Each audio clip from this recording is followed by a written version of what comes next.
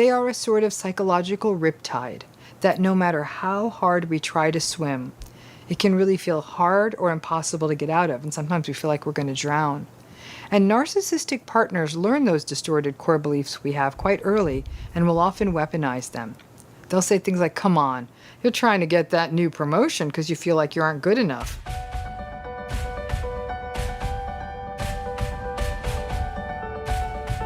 I'd like to welcome you to this short series on working on your cores, to help you heal from narcissistic abuse.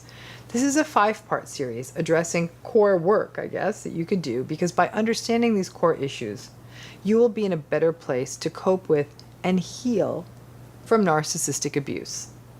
I'll be taking on 5 core issues to address. We'll be talking about core wounds, core values, core beliefs, core fears, and core hopes. So let's talk about the most difficult of the cores, shall we? I think we'll start with the hardest place of all and go from there. I think the most difficult one of all is core wounds. Core wounds are primal. They are the psychological injuries we incurred early in our lives. You can sort of think of them as broken bones that never healed right. And when pressure is put on them, they hurt. They don't work as well as we'd like them to. Core wounds can be a byproduct of early trauma, abandonment, bullying, neglect, inconsistency, invalidation, gaslighting, or abuse. They are the places in our psyche that still hurt, and that may always hurt. Core wounds can be a whole host of things like feeling not good enough, feeling not ever chosen, feeling helplessness secondary to abuse and trauma, and feeling unsafe in the world. Then there are core wounds secondary to discrimination, or not being seen or heard, or abandonment and rejection-oriented wounds, or not being noticed, or the pain of your scapegoatedness, wounds around being blamed for things that other people did. These core wounds are deep, and they get triggered by experiences in our adult lives. It can be difficult to discern core wounds from core fears, and they do often overlap, and you'll see that when you listen to the core fears video. For example, you may be interviewing for competitive jobs and not having much luck because they're competitive, and you keep getting rejection letters. Now, obviously, that doesn't feel good, but you're sliding into something in this process that looks almost and feels more like depression. All these core wounds are getting activated around not being good enough. The chronic rejection can turn a difficult experience, getting this competitive job, into a full-blown psychological crisis. Even you would be surprised at your own disproportionate nature of your own response. You knew intellectually it was going to be difficult to get a job in this way, but the rejections literally feel like the air being sucked out of your lungs, and you're kind of mad at yourself, like, why am I feeling like this? And that is the lesson to remember about the core wounds. They defy intellect. Our thinking brains may recognize our distortion and our strong reactions, but core wound activation is something we feel physically. I have had people talk about how they feel when their core wounds are hit, and they describe all kinds of reactions, including drowning, panic, air being pulled out of their lungs, their throat constricting, a sense of dizziness. Your body holds those core wounds. And so when they are activated, even though you can talk your way through, you can say things to yourself like, oh, come on, less than 2% of applicants are getting hired. Your body still feels awful. And because your body feels awful, your mind can easily follow. Many people will often trivialize their own core wounds. Oh, I should be past this. Come on. I can't keep living in the past. I can't keep blaming my shit on my stuff from my past. This isn't about using the core wound as a cop-out. We all have them. So the best any of us can do is recognize them. Because if we don't acknowledge them, we actually can be shocked by their power and how destabilizing our responses and reactions can be in certain situations. The core wound is a central issue around why people get into narcissistic relationships and get stuck in them and find it hard to heal afterwards. Not surprisingly, core wounds are a key part of the trauma bond. The core wound is activated through the trauma bond, and it can be a playing out or even an attempt to work it through. My own therapist years ago once told me that I had gotten into a narcissistic relationship to work through my stuff and release it. Well, so much for that. I still have the core wounds. Maybe she was right, though. The core wound is constantly activated by the narcissistic relationship for people who are stuck, and can actually be the very thing that makes the narcissistic relationship so intriguing. It may represent a place to work it through. So we may be like a little kid in a scary movie, right? Like you start taking that path into the forest at night, even when we know there are terrifying things in there. Maybe we think we can scare the core wound out of us. It's like a puzzle you get obsessed with and can't let go of. The narcissistic relationship is a constant pinging and activation of the core wound. And as such, people often regress back to the age they were when the core wounds were experienced while they're in this adult relationship, and really feel powerless in the narcissistic relationship, even though they can actually feel quite effective in other parts of their lives, like work, friendships, and other social groups. And because the core wounds developed during the early years and within the family of origin, it also means that those core wounds get triggered and set off by encounters with family of origin, which is why people, again, may feel like their families of origin are like kryptonite. And when they're around them, they feel very powerless in that space, like when they go back to their hometown, despite feeling very functional and adult-like in other areas of their life, like maybe work. Now, of course, narcissists have core wounds as well, and sometimes even deeper core wounds than ours. Wounds around inadequacy, shame, vulnerability, and insecurity. The narcissistic individual protects that core wound through externalization, through projection, by raging at people who activate them, by falling back onto those narcissistic defenses, again, like projection or denial, entitlement, grandiosity, arrogance, control, perfectionism, to shield the core wounds from activation or manifestation. It's the reason many people feel reflexively drawn to trying to rescue the narcissist. Those core wounds peek out and the temptation is there, but you are more likely to get your head bit off if you try to reach in and soothe the narcissist. If you try to soothe a narcissistic person's core wound, they'll often feel like you are pouring salt on their wound. Pun intended. So what do we do about these core wounds? Step one is to identify them, and that's not always easy. Sometimes therapy is really needed to kind of guide you through this landscape, but they are scary. And so we often deal with our fear of our core wounds by pretending they don't exist or trying not to look at them. Bringing the core wounds into the light, and like with all wounds, core wounds also need air, can make them less scary.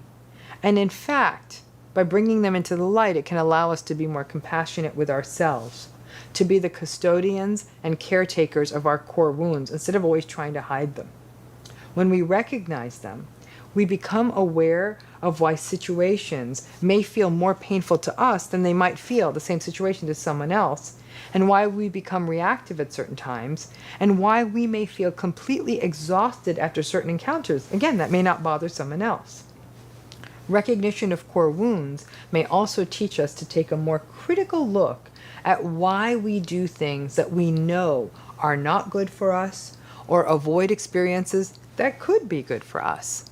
We can identify our core wounds in a lot of ways by journaling, or meditating, or therapy, or letting ourselves just sort of mentally wander and explore in our own minds and paying attention to what could explain our less than adaptive behavior in difficult situations, to understand the situations we avoid and the situations to which we react really strongly.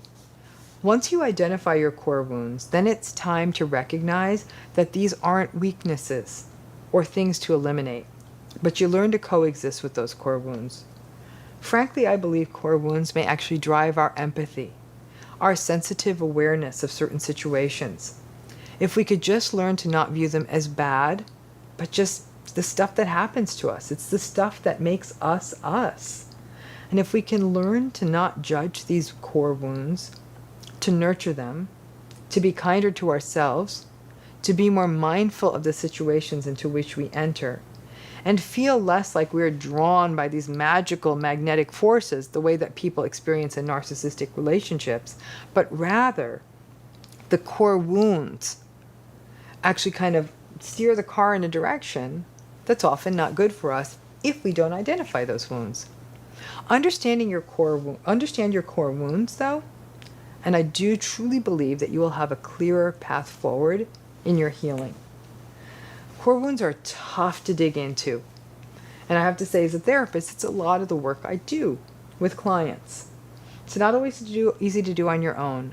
But honestly, when we really try to do the deep dig, the deep dive on the narcissistic relationship, it is amazing how often core wounds really help us understand the path in, the path stuck, and the challenges of the path out. We also have a worksheet on this, and we've throughout the series there are worksheets on all of these core issues. And for core wounds, we have a worksheet. It's in the video notes, and you just click on that, and that's something you can download and write on. It's meant to be a very personal journey, something you need to share with anyone. If you're a therapist, these worksheets may be something that are useful with your own clients. For those of you watching this saying, I'd love to do some digging out of my core wounds, these might be questions that are prompts for you to consider, journal about, or just reflect on. So we're going to talk now about core values. Okay? We've talked about other topics related to cores, like core wounds. And that work on understanding some of the harder stuff and those revelations about things, like I said, about core wounds, can sometimes be more painful. It means unearthing painful patterns from childhood and from early in life. It also means being honest with yourself about the beliefs you hold for yourself and for the world. So let's talk about something that we may or may not always do the deep dive in with ourselves about. We may not even think about it as often because it doesn't even have as negative a connotation. But let's talk about our core values, not in business or anything, you as a human being. I think many people, if asked to share them, would be able to articulate some of their own core values. Some of you have probably had to do this maybe in some kind of workplace exercise. There are lots of websites out there that just list out lists and lists and lists of core values. You just type the term core values into a search engine and see what comes back at you. But some of the core values that come up most regularly are things like authenticity, beauty, compassion, kindness, success, fairness, community, family, loyalty, faith, responsibility, wealth. If I had to list the hundreds I have seen laid out, it would take forever. Sometimes they're even in like a deck of cards, and you can sort them into piles and do all kinds of other activities to help you organize your core values. Core values are a byproduct of lots of things. What we might have been taught in our families, by our schools, by our culture, by religious communities. And then as life goes on, we shape them in adulthood as we come into sort of our own sense of our values. Core values can also shift over time. Perhaps a high focus on success and wealth you might have had in younger age may shift to family and community later in life. While we tend to have central core values that persist, some core values can shift, again, with time and experience. Our core values are important because they guide how we work, how we relate, and what we expect or hope from the other people in our world. When our core values are disconnected from how we live and work and be in the world, it doesn't feel so good. And again, I'll be including a worksheet as we do throughout this series for you to actually explore your core values. That's available in the video notes. Now, in a narcissistic relationship, it can be very easy to drift away from your core values. Let's start with coming from a narcissistic family of origin.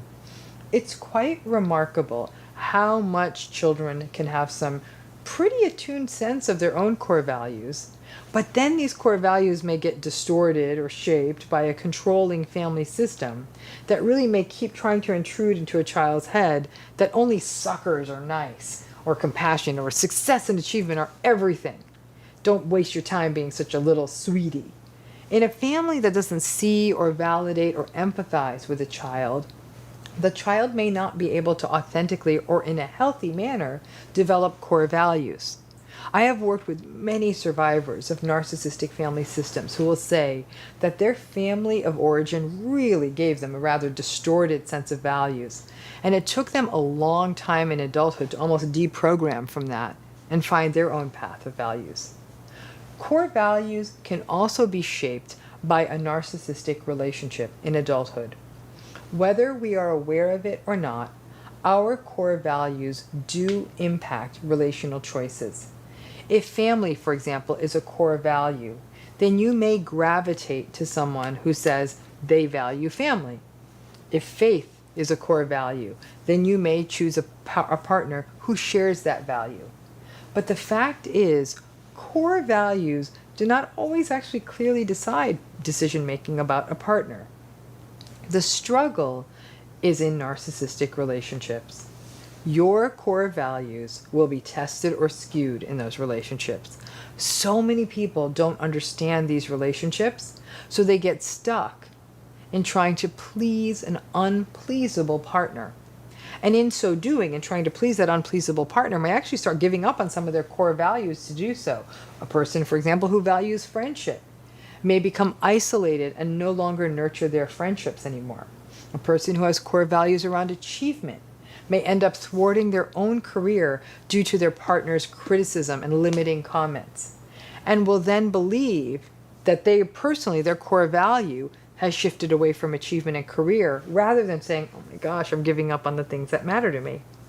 The shape-shifting of the narcissistic relationship means that core values would shift too.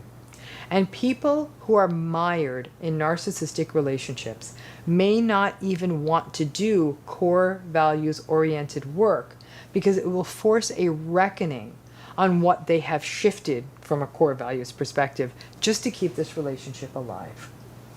Part of the healing process after a narcissistic relationship is really to simply get reacquainted with your core values. It can be painful to witness how far you may have drifted away from your original core values, and on top of that, to see how much the voices of your family or other significant narcissistic players in your life may have shaped you. So while it can be reorienting to do this work, it can also be colored by grief, because you may recognize that there was drift in the midst of these toxic and trying relationships. You may be wondering, do narcissists have core values? I think they do. I think we all do. Because a core value isn't necessarily a good thing. Value seems like a good word, right? They may not be nice. And maybe we shouldn't be judging each other's values, right? But for a narcissistic person, their core values may be much more centered around things like wealth or status, power, achievement, success, beauty, youth. I mean, having a superficial core value is still a core value. It may not be in line with yours, but it's theirs. The real struggle comes because narcissistic people are so often not good at being self-reflective, so they're not able to articulate them and may even shape them to what they think the world wants. We can get a glimpse into anyone's core values by really looking at what motivates them and what orients them. For a person whose core values are family, friendship, and relationships, they will put the effort, the time, and the bandwidth, and the heart into that, choosing that over other things. The real mind F word comes when the narcissist complains that their core values are compassion and wellness and integrity. And then they turn around and lie and abuse and manipulate. And it seems quite clear that what orients them is in fact wealth and power and status. But the narcissists aren't dumb. They know that's not always a good look. I actually once chatted with a narcissistic man who copped to it. It was just refreshing. He said point blank, I have 3 core values, and they're money, money, and money. and I'll do whatever, and the value of doing whatever it takes to get it. It wasn't my groove, but I certainly appreciated his clarity and ended the conversation as soon as possible. So when you meet a communal narcissist who's yammering on about their core values around humanitarianism, but at the same time you know they abuse their volunteers or sexually harass employees or engage in shady business practices, that disconnect is what plays with the mind of other people near the narcissist. The narcissistic person's incapacity to articulate and clearly see their core values is a core problem. Now, we have attached a worksheet in the video notes to explore this further for you to think about your core values, where they came from, how they motivate you, and also how have they, if they have, drifted as a result of a narcissistic relationship in adulthood, and the feelings you may have about the drift in your core values that have come about because of these narcissistic relationships. Understanding and staying in touch with our core values are a key element of learning about how these kinds of difficult systems have shaped us. Getting in touch with what matters to us and staying in touch with ourselves so we can make better choices in adult relationships, whether around intimate relationships, workplace relationships, friendships, or even our evolving relationships within our families of origin. And we need to recognize that when we are being pulled astray from our core values, that's about as big a red flag as there can be.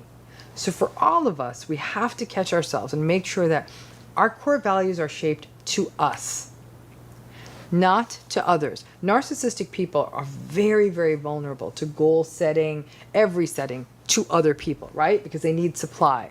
This is why communal narcissism is a thing. They know that they can get validation if they play at being a humanitarian and a rescuer and a saver of the world.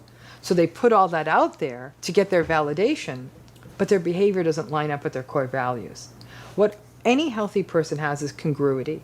Congruity between their behavior and their values. When there's a disconnect there, that's really when the problems begin.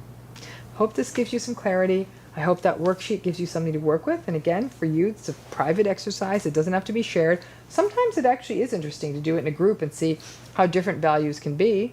And also, for those of you who are therapists, these worksheets may be a useful tool for you to consider working with clients. This core work can help you understand so much about narcissistic abuse. Today, we're going to talk about core beliefs. Now, we all have them. And these core beliefs can be sort of mental shortcuts of a sort, beliefs that are inherent to us and guide our core values. You know, we talked about core values in this series too, so you'll understand all of this together. So let's talk about core beliefs. Core beliefs aren't always healthy, though they can be. Core beliefs tend to be beliefs that are persistent, pervasive, stable, and that we apply them to a whole bunch of different situations in our lives. Core beliefs can be grouped into beliefs about the self, beliefs about the world, beliefs about people. Our core beliefs about ourselves can be things like, I am resilient, I am funny, I am weak, I am smart, I am a failure. Our core beliefs about ourselves may also guide how we navigate the world, the choices we make, and how we interpret what happens to us. For example, someone not getting a new job and saying, I didn't get the job because, once again, I'm incompetent. That's a core belief. Core beliefs about the world may be that the world is a dangerous place, the world is unfair, or the world is good. Again, these beliefs will impact how we navigate the world and what we expect from the world. Our core beliefs about people may be that people are bad, or that people are dangerous, or people can't be trusted, or people are inherently good. Everyone has different ones. It's the same drill. Those beliefs shape what we expect of people. Now, core beliefs are tricky because they can limit us. If we hold negative core beliefs about ourselves, we may not try or may not aspire to anything. Our core beliefs about people, if they're distorted, we may not trust getting into relationships. Because core beliefs, like I said, are so pervasive and stable, they guide how we interpret all kinds of events. If our core beliefs are chronically negative, we're always going to interpret any kind of ambiguous situation as negative or bad or threatening. Now, obviously, on the more positive side, positive core beliefs can be protective. So when bad things happen, our core beliefs may drive a more positive interpretation. And as such, if we have those kinds of more positive core beliefs, we may experience less negative mood states in the wake of any kind of given event, especially if it's ambiguous. Now, core beliefs, like all core issues, start in childhood and often represent a hybrid of the messages that we were given in childhood, the lessons we were taught, the ways that our family or the people around us were interpreting what was happening around us, and messages from society.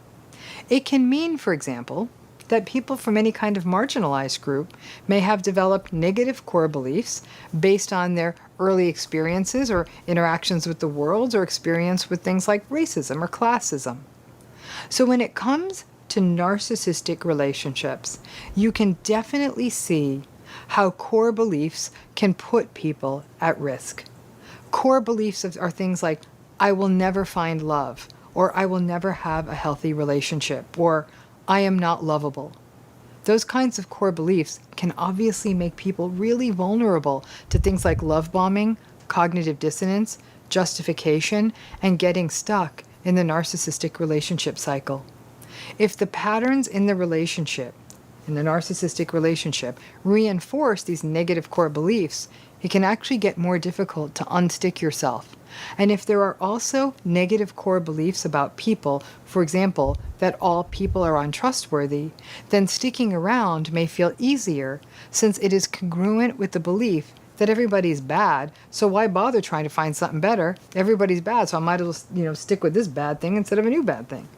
Core beliefs can also be very limiting when it comes to workplaces and growth in workplaces. So core beliefs might be things like, I'm not that smart, or I'm an imposter, I'm going to get found out, or I'm not courageous enough, or I'm not good enough. These things can hold people back, especially in workplaces, from making changes, pursuing opportunities, seeing something through. If you originate from a narcissistic family system, these core beliefs are often an internalization of the indoctrination that is being part of a narcissistic family. Things like, who do you think you are? Oh, come on, people like you don't go to Yale. Really, you, a doctor? Stick to something easier, like being a janitor in the hospital. Or nobody's going to ever want you if you look like that. Or things like, nobody wants a woman with such a big career. You're not going to be attractive to anyone. Or no son of mine is going to become an artist. That's not even a job. These cruel jabs, combined with the rest of the gaslighting and invalidation, can then gel into distorted core beliefs that persist for a person's entire life. The real problem with narcissistic relationships is that they literally permanently cement our negative core beliefs. Remember, core beliefs are very difficult to swim away from. They are a sort of psychological riptide that no matter how hard we try to swim, it can really feel hard or impossible to get out of, and sometimes we feel like we're going to drown. And narcissistic partners learn those distorted core beliefs we have quite early and will often weaponize them. They'll say things like, come on, you're trying to get that new promotion because you feel like you aren't good enough. What are you trying to prove to anyone? The narcissistic relationship is in essence a big mirror for all of your negative core beliefs. That mirror of the narcissistic relationship reflects back to you that you aren't good enough. Your goals are too lofty. You never finish what you start. You are too emotional. People will know you're an imposter. Those things get mirrored back every day in a narcissistic relationship, don't they? Now, what if people with positive core beliefs end up getting into a narcissistic relationship? It happens. And, well, at one level, those positive core beliefs do have the potential of being somewhat protective. Perhaps a person with those beliefs, an idea of like, I am a good person, will bristle at the criticism and the discard cycle and get out. But these relationships tend to be so insidious that even people with healthy core beliefs can still get played. The healthy core belief person, the person who has those healthy core beliefs, can believe, hey, I can solve any issue. I am strong. I am effective. I am good. May then turn around and think, well, this person this narcissistic person, they don't think they're narcissistic, I'll just try harder in this relationship. Any problem in a relationship can be solved, and those positive core beliefs can actually result in someone actually exhausting themselves in trying to make a relationship work. Core beliefs are so baked into us that they become a sort of invisible compass that guides us without us really understanding where we're being guided. Personally, I'll own it. One of my core beliefs is that I am not good enough and I am not brave enough. And so I have no right to put myself out there. This played out over and over again in childhood. And even as an adult, I find myself saying, you know, girl, you're nuts if you think you can do this or do that, or put yourself out for this or that. I view myself as a coward too. And another core belief I have is that the world is a very dangerous place. These are my core beliefs, and unfortunately I don't always make the best decisions as a result. Core beliefs are like sculptures made of clay you keep adding to. The core beliefs come from childhood, but adult experiences shape them with new clay. Adult trauma, for example, may leave us believing the world is unsafe, or that people are harmful, or that love is dangerous. So we add and we shape them, and sometimes our core beliefs actually get even stronger, for better or worse, in our adult relationships. Sometimes our core beliefs go off in a different direction. The win, as you can imagine, is if negative core beliefs can get shaped into more positive ones in adulthood. That transition is actually the hardest to achieve, because really at a primal evolutionary level, negative core beliefs are a bit more protective, as they are designed to not only help us perceive threat, but steer us from danger. However, sadly, they can also lead us to remain in danger, because then our beliefs about danger get reinforced. So it really is a bit of a mind you-know-what. So what do? First, you got to figure out what yours are. Well, once again, we've attached a worksheet for that. What are your core beliefs? I want you to envision putting yourself out there for a new opportunity. What would you tell yourself as you take that chance? What do you think? What do you think you deserve in love and relationships? What do you tell yourself about the world and life? What beliefs that you hold came from childhood? Which core beliefs were shaped and revised or even constructed in childhood? How do your core beliefs hold you back, and how may they actually help you aspire? Did core beliefs get you into or keep you in a narcissistic relationship? It's quite important. It's really important to understand the difference between core beliefs and just beliefs. We all have beliefs, right? Beliefs are more superficial. Beliefs are what we call more malleable, more changeable. Core beliefs are bedrock. Sometimes you aren't even fully aware of your own core beliefs, and sometimes they can be quite painful and vulnerable to admit to. Regular beliefs are things like, yeah, I'm a nice person. A core belief may be, I don't deserve to be happy. Those two things, I'm a nice person, I don't deserve to be happy, can coexist in someone, but you can see that that core belief is what gets you stuck. So please do those exercises. They're in the video notes, and reflect on your core beliefs. It's an exercise all of us should be doing every year, because understanding these core beliefs can help us understand how we drift into unhealthy places. I hope that makes sense of it. And as you do this core work, I often think of core work as a place where people, they say strengthen your core and then you'll be sort of stronger and healthier all around from a physical perspective.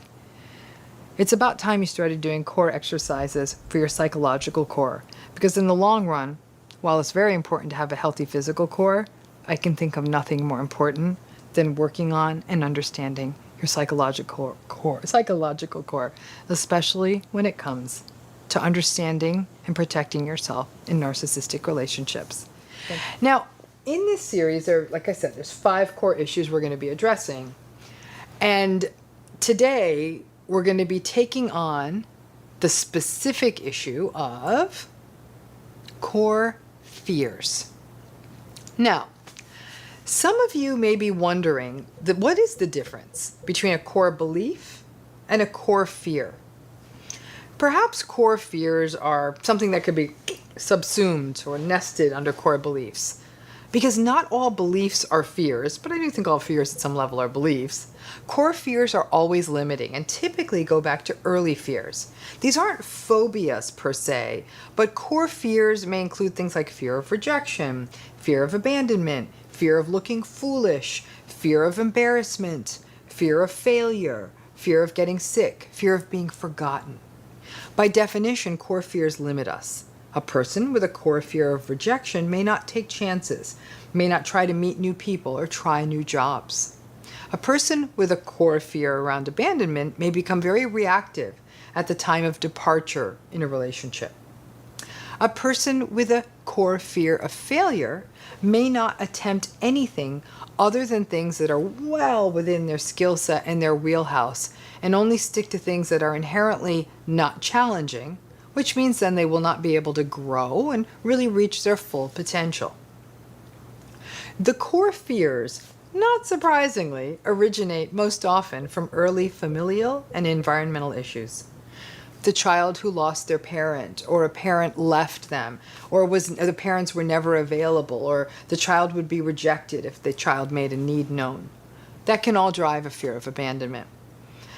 A child who was raised in a family characterized by shame and criticism, and that child who would only get noticed when they achieved something that the parents would want, and even then might even still get shamed about it. Well, good for you for winning. You got lucky this time. A child in that situation may over time develop a core fear of failure or a core fear of rejection. A child who is raised by a overly somatically or illness-oriented parent who is always disproportionately concerned about health or health-related issues, and it raised real issues in the family system, children like that may have a core fear of getting sick. Not all experiences raise core fear similarly, but you kind of get the idea. Now, as you can imagine, being raised in a narcissistic family system can raise numerous core fears and numerous issues around core fears. These are family systems in which children are unseen, invalidated, where there is at best variable empathy, if any. There's fear, there's walking on eggshells, a constant sense of feeling like you're not enough, lots of conditional love. You only get loved when you deliver good quality narcissistic supply to the parent. So these family systems are literally a factory for core fears. And not surprisingly, the most consistent fallout observed in people who are raised in narcissistic family systems is anxiety, which is obviously a complement to fear. The myriad core fears that arise when a person is raised in a narcissistic family system will obviously manifest as core fears. The difficulty with core fears is that they can be a driver for less than healthy behavior in ourselves. When we have core fears, we tend to shoot lower, or set goals that aren't even right for us, or sell ourselves short in relationships. And as you can imagine, core fears also set us up for a greater likelihood of ending up in a narcissistic relationship as adults. Why? Because we may have that, for example, that core fear of abandonment. So we may just relent and give in and go along so that other person doesn't leave. If we have a core fear of ending up alone or being left alone, then one may be willing to overlook the red flags in a narcissistic relationship, the red banners, the red alarms, just in favor of making the relationship work so the person doesn't leave. Once a person is in the relationship, we may find that their core fears are reinforced consistently by a narcissistic person. The approach and the avoidance nature of the narcissistic relationship, you're in, you're out, it's always you go in, they pull back, that kind of thing. It means that core fears like rejection and abandonment are pretty much reinforced on the daily. In addition, the criticism and invalidation that are such a universal part of these relationships means that the fears of failure also get lots of airtime. In fact, one could argue that a narcissistic relationship of any kind is a daily reinforcement and galvanizing of your core fears. And sadly, some people develop new core fears in their relationships. People who once weren't so affected by fears of abandonment or fears of being able to manage on their own can find these core fears actually set in after the manipulation and control and dominance of a narcissistic relationship, which isn't surprising, right? Now, what about the narcissists? Do they have core fears? They are actually a warehouse of core fears. Now, here's the difference. The difference is for narcissistic people, their core fears are unprocessed and they sit buried deep inside them. Their core fears are like puppet strings that pull them every which way. Their fear of abandonment, their fears of rejection, their fears of inadequacy, their fears of failure. They're endlessly deep. If you were to point out to them that perhaps their core fears are activated, trust you me, you would not want to be in the splash zone of their rage when you tell them that. Their core fears are the driver of their rage and manipulation and domination and invalidation. And anything that triggers those fears will be destroyed. Now, for the rest of us, when our core fears get triggered, we tend to become a bit tentative, anxious, yielding, or even more self-doubting than usual. Right there is a key difference between people with and without antagonistic personality styles. The antagonistic folks, when those core fears get thrummed, they tend to attack. The key to all of this is that you understand your core fears. By understanding them, you can better assess what is happening in a situation and figure out why you may be upside down or confused. Sadly, in the world of trauma bonding, when our core fears get activated, it may actually become more difficult to unstick ourselves from a bad situation. The familiarity of an environment that feels like the original core fear generating environment that can then get created in an adult relationship means that we just get really good at making lots of justifications and the belief that something magical is happening in this relationship. That's why it's so intense. Nah, that intensity is just someone who knows how to strum the tune of your core fears. And trust you me, there is nothing magical about that. We all have core fears.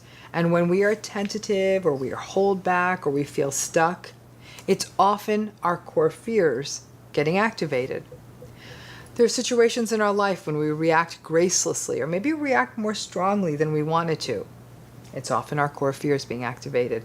And unlike a phobia or other disproportionate fear of a thing or an event or situation that isn't really dangerous, our core fears are narratives.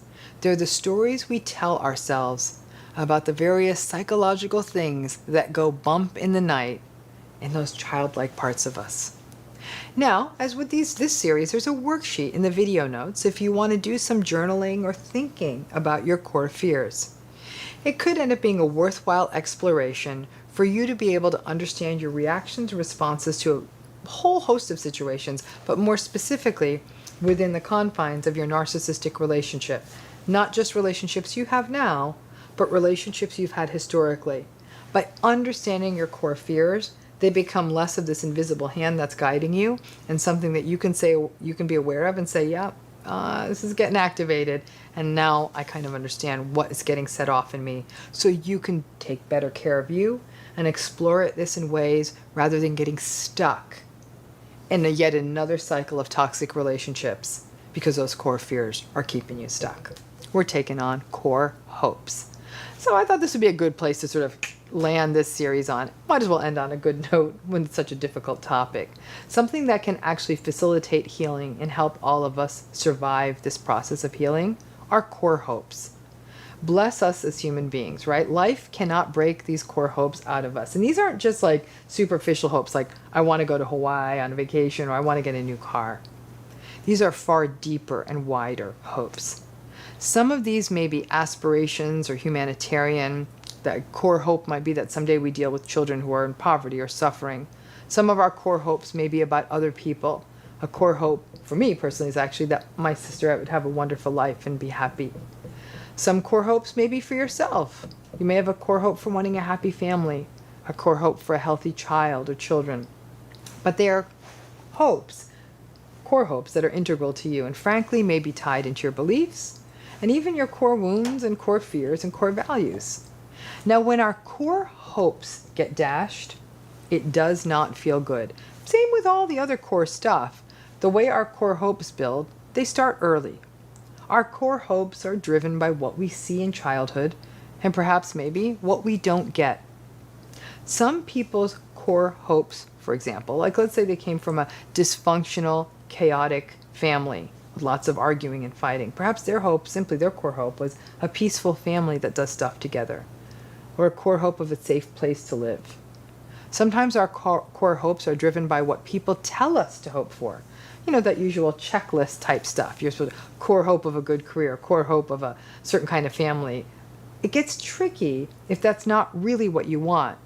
In fact, maybe your true core hope is wanting a life that's very full of adventure and living on the edge and meeting new people. If your core hopes aren't in line with what your family wants for you, it can actually sometimes get a bit messy with manipulation and guilt at plays. And then you start feeling, oh my God, even my core hopes aren't good enough. Now, goodness knows that a narcissistic relationship is a straight up core hope killer.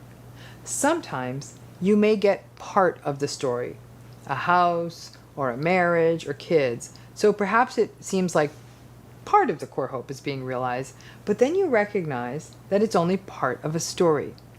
The core hopes may have also been about fidelity or compassion or kindness or partnership. You may have gotten the house and the partner and the kid, but not all those other things. A major issue is that our core hopes often don't get fully articulated when we are younger. Sometimes what we think are our own personal core hopes are either our family's hopes for us or society's, or we get caught in wanting this idea of a family without taking the time to focus on other needs like empathy, mutuality, and respect. It's easy for a person to get caught up in the window dressing of the core hope of a family, but not really thinking about what a lifelong partnership looks like. Many people, both during and after a narcissistic relationship, may begin to believe that they had no right to expect so much from a relationship, that they were asking for too much, and that perhaps their core hopes were grandiose.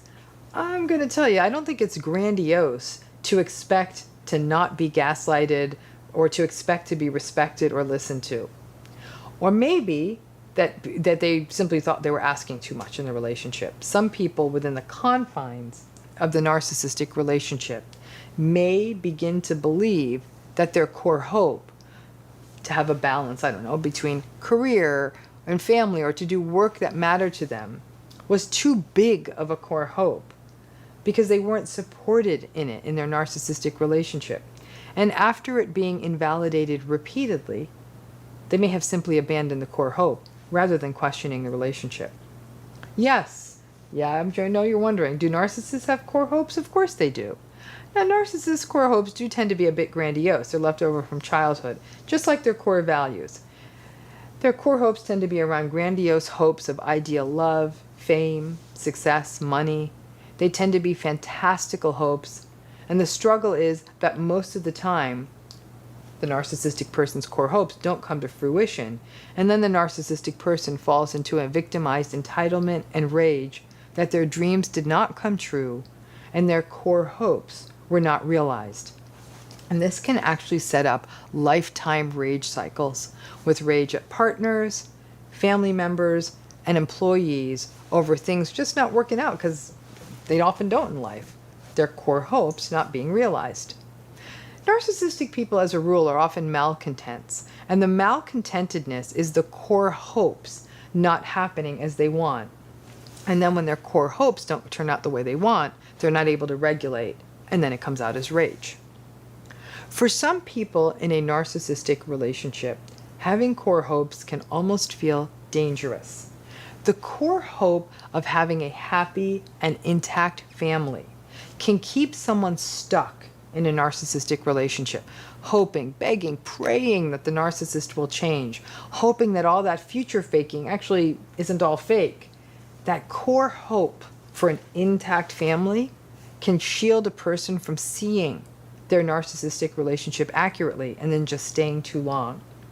The core hope of wanting a close relationship with a parent may mean that you keep enduring their ongoing invalidation just so you can maintain that hope. The core hope of working in a certain job or in a certain industry may mean that you keep enduring an abusive boss to stay in it. The tough part is in maintaining the core hope and still setting a boundary and recognizing how it is keeping you stuck. Your core hopes are important. They are the things that may imbue life with meaning and purpose. And we also need to figure out how to regulate or rethink of the core hope if the core hopes don't land as we hope. A core hope, let's say you have a core hope of family and you don't have children. A core hope of going into a certain profession, but that all gets thwarted. And when that happens, to be able to catch yourself so you don't fall into a vat of core wounds. Your core hopes are important, even if they don't land exactly the way you want. Maybe what turns out to be the family you put together isn't what you thought it would be. Maybe you end up going into something related to that profession in a different way. Maybe you don't get to live in a foreign country, but you get to learn the language. I want you, all of you, to commit to keeping those core hopes alive, but never letting them become blinders and getting stuck in a narcissistic situation. Now, as throughout the series, we have a worksheet where you can do some self-reflection. That worksheet is available on the notes section of this video. A lot of us don't ever take that moment to say, what are my core hopes? Like, what did I really want to come up in life and want? I think a lot of them are quite universal, but you never want to assume. And also, any one of the exercises as part of the series is meant to be very private. You don't ever have to feel compelled to share these core hopes with another person. If you are in therapy, it might be something you might want to take into therapy. If you are a therapist, I'm hoping that maybe even these worksheets could be something useful you could work with your clients on or use them as part of the work together. And if you're doing it just for yourself, your core hopes, what you might say, I don't want someone to judge my core hopes. It's terrible to think that someone could, but they're really not judgeable. The core hopes, like a lot of these core things, are the things that make us us. And to keep those core hopes, not as something that you feel like, well, if this doesn't come true, I'll be disappointed, but rather it tells you a little bit about which way your compass is set of the things that matter to you. Again, a really big part to doing the work of meaning and purpose, which are a very big and important part of doing the work of healing from narcissistic abuse. Thanks again, Dick Abuse. Thanks again, Dick Abuse. Thanks again, Dick Abuse. Thanks again, Dick Abuse. Thanks again, Dick Abuse. Thanks.